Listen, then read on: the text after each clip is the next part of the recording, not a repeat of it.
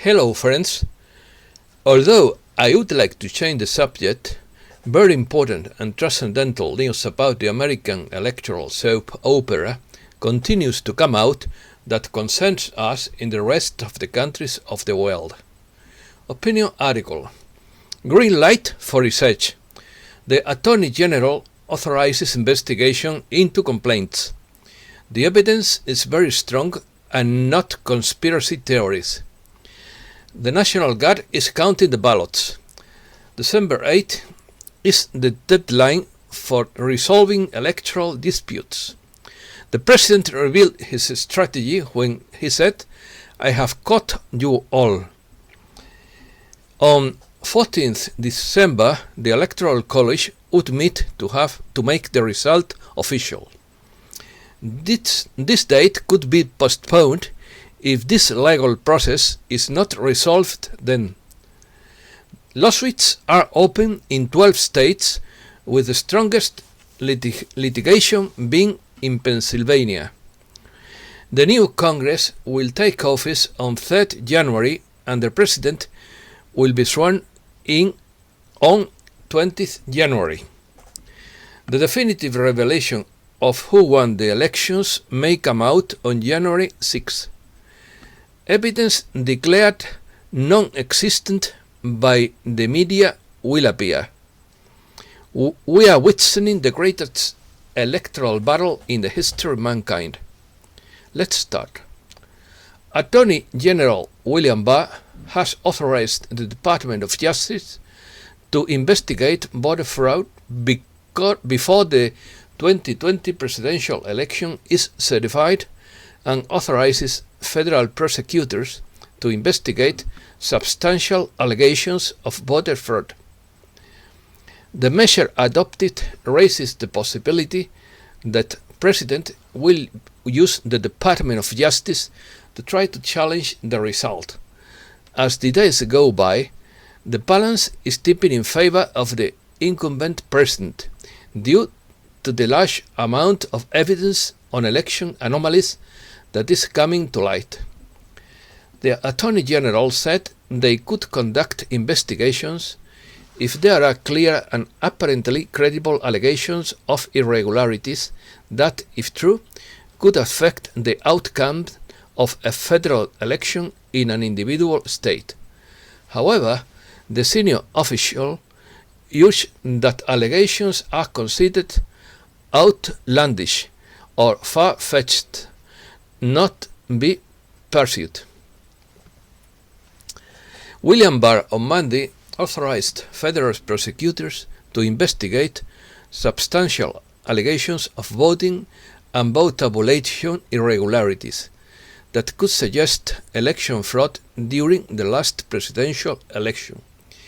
In a letter, Barr said that investigation may be conducted if there are clear and apparently credible allegations of irregularities that, if true, could potentially affect the outcome of a federal election in an individual state.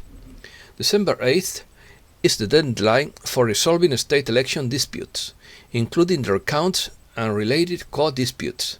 Subsequently, members of the Electoral College will meet on December 14th to formalize the result. Senator McConnell said on Monday that the President has every right not to accept the final results based on little more than media opinions, and that he has the right to request vote recounts and file legal challenges to address irregularities. Galactic intelligence. According to the information disseminated by ANECA through Robert on the channel Despejando Enigmas, Clearing Enigmas, the media does not decide who is president but the Congress, based on the legal statement of the Supreme Court of each state. This will take place between the end of November and December 14th. No state can give its declaration if there is a legal complaint about the electoral process, and at this moment there are complaints in 12 states, which must be resolved before the official winner of that state can be given. If the legal process is not resolved between 8th and 14th December, the result may be postponed because of the necessary length of the legal process. On 23rd December, the result of each state would be officially passed on to Congress. On 3rd January, the new US Congress would take office and no count the electoral votes until 6th January, while the new president will be sworn in on 20th January 2021, as we all know. Lawsuits are open in 12 states, with the strongest litigation in Pennsylvania, followed by Arizona, and experts say these two states could be passed to the Republicans in the next few days. The evidence is very strong and numerous, and not conspiracy theories. Before the evidence reaches the Supreme Court, it must pass through the highest court in each state. Everything is proceeding as planned, and the president will probably be re-elected. If not, Mrs. Harris will be put in charge. The final official disclosure of who won the election is expected to come out on 6th January. This is tantamount to practicing the virtue of patience. Complaints. The president said on Saturday that he won the election and obtained 71 million legal votes, shortly after several US media projected the victory of his Democratic rival. The current president also denounced that Republican observers were prohibited from attending the vote count. Observers were not allowed to be in the counting rooms. I won the elections. I got 71 million legal votes. But things happened that our observers were not allowed to see. This has never happened before, he wrote in capital letters via his Twitter account. Earlier, the president declared that this election is far from over and announced that his campaign will take the case to court. We all know why the Democratic candidate is wrongly rushing to pose as the winner, and why his media allies are trying so hard to help him. They don't want the truth to be exposed. The simple fact is that this election is far from over, he said in a statement. Legal battle. The President Republican vicars resumed their legal battle Monday to try to suspend vote counting in key states such as Pennsylvania and Michigan. Across the country, Republicans have complained about problems with signatures, secret envelopes, and postmark on ballots, as well as the inability of their observers to inspect them and the extensions granted to receive vote by mail.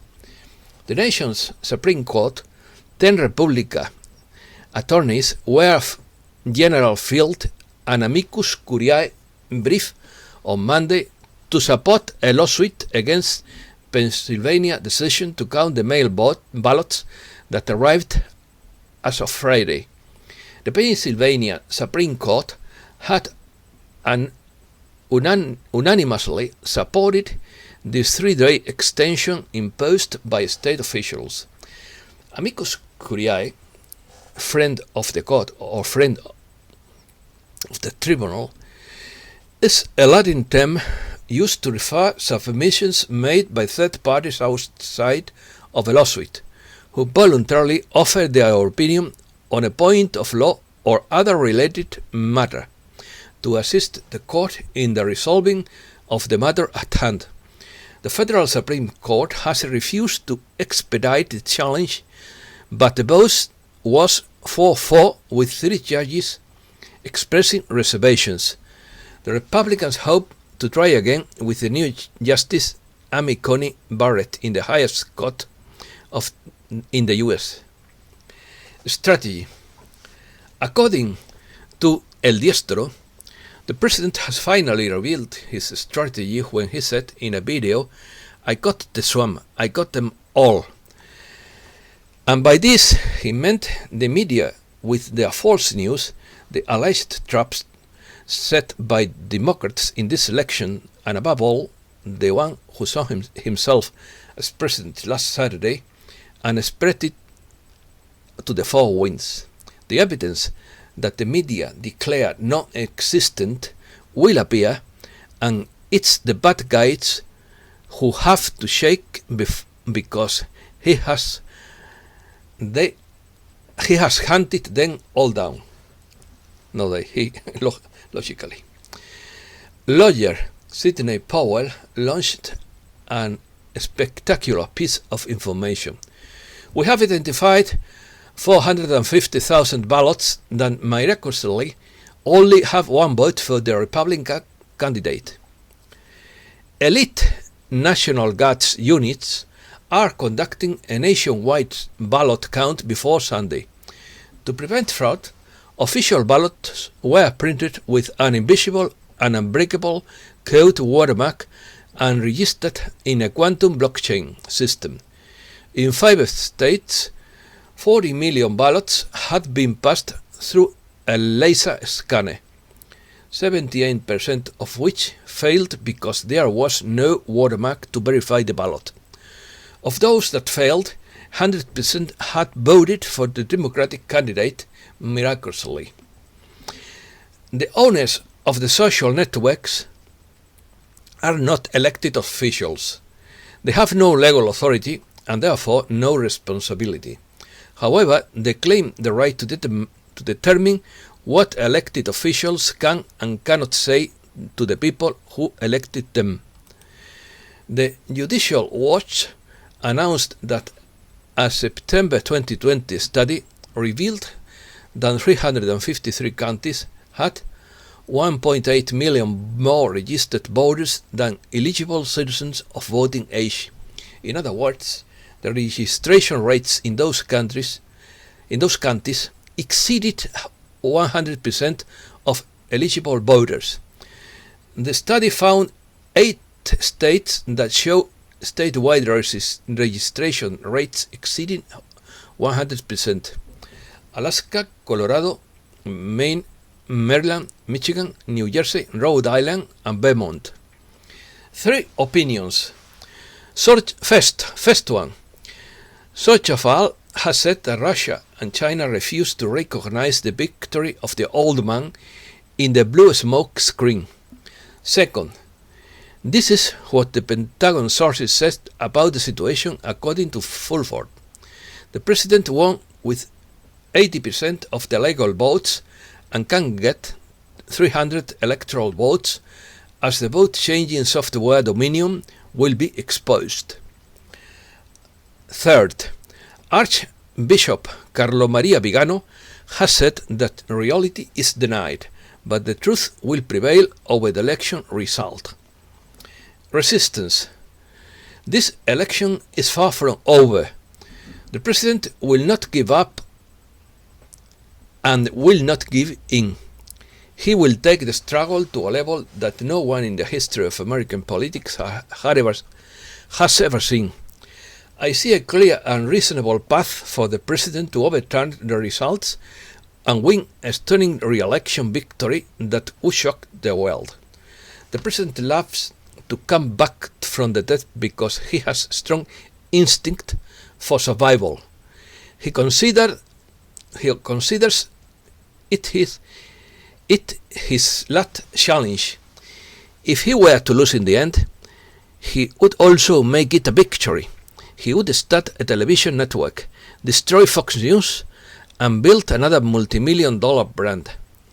We would then run again for president. He would then run again for president in 2024 and defeat the Democrats, becoming the only president in history to run again and win. But all of this is only an hypothesis. You are about to witness the greatest fight in world history. This electoral battle of all ages is not over. It's only just beginning. Brief news. The president's family seems to be divided over the existence of his alleged defeat.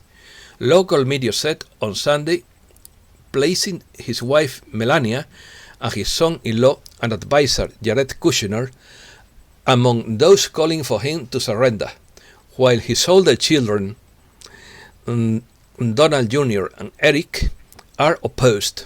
However, Jason Miller, advisor to Trump's campaign, has rejected those claims. White House fires Secretary of Defense. The president said Monday that he had fired Secretary of Defense Mark Esper. The president has confronted Esper on many issues and was particularly angry about the official's public opposition to his threats to use the active duty military to suppress street protests. Christopher Miller, the director of the National Counterterrorism Center, is to become acting Secretary of Defense. Excuse me.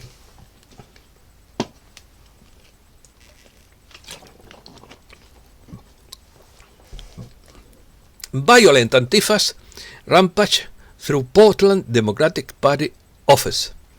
Protesters in Portland have unleashed their rage against the facilitators by attacking the Multnomah County Democrats' headquarters. Apparently not content with what they believe is the defeat of the president, they also want to defeat a party that has been pulling away and allowing them to destroy the city almost every night for the last 5.5 months. Mexican researchers in search of the medical corn lost to the importation and propagation of agro-industrial crops. A research group from the National Autonomous University of Mexico and the National Institute of Forestry, Agriculture and Livestock Research is working to create a new species of corn, including one that improves the availability of nutrients in this cereal, so that tortillas, the usual accompaniment to Mexican meals, have more food content. Peruvian Congress removed President Vizcarra from office. The Peruvian Congress on Monday declared a vacancy of the presidency of the Republic and thus removed Martín Vizcarra from office on the grounds that he was morally unfit. The President of the Congress of Peru, Manuel Merino de Lama, will assume that the presidency this Tuesday at 5 p.m. Miami time. 105 congressmen voted in favor of the dismissal, 19 against and 4 abstained. The number needed to approve the measure was 87 votes. The congressmen accused Vizcarra of receiving more than $630,000 in bribes for 2 infrastructure works tendered when Vizcarra was regional governor between 2011 and 2014. The Spanish government against freedom of the press. The government has promoted through the Ministry of the Presidency, headed by Carmen Calvo, now called Orwell's Ministry of Truth, a plan to establish censorship and set itself up as a judge of what is true and false. The executive intends to arrogate to itself the power to decide what is false or true news item, without listening to journalists' associations or media professionals. The government approves an order to watch over the media and pursue what the Sanchez cabinet considered disinformation. Not only do they attack the critical press and target journalists, but also create an Orwellian Ministry of Truth, an intolerable attack to democracy. Pablo Casado wrote on Twitter.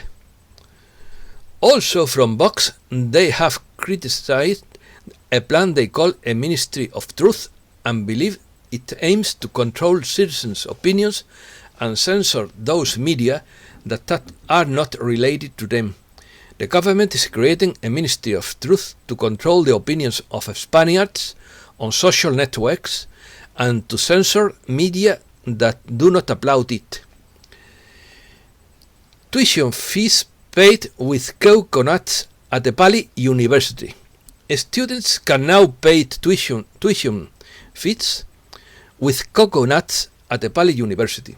Bali's economy is heavily dependent on tourism, which has obviously not been so good this year. With many students facing difficulties in paying tuition fees, a university in Bali accepts coconuts now, moringa leaves and gotukola leaves instead of cash. And that's all for today. Thank you very much, friends.